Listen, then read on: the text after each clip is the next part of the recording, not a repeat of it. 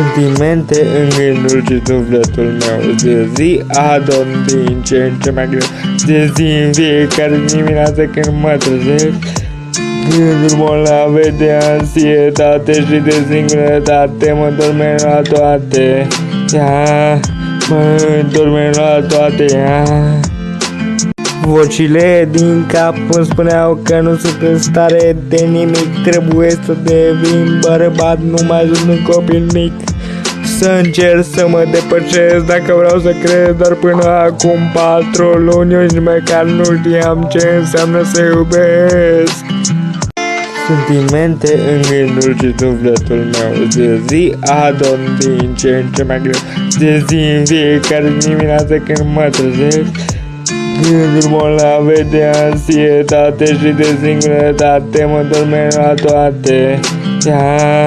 Mă dorme la toate. Sentimente în gândul și sufletul meu. De zi adorm din ce în ce mai greu. De zi în fiecare dimineață când mă trezesc, gânduri bolnave de ansietate și de singurătate mă dorme la toate. Mă dorme la toate.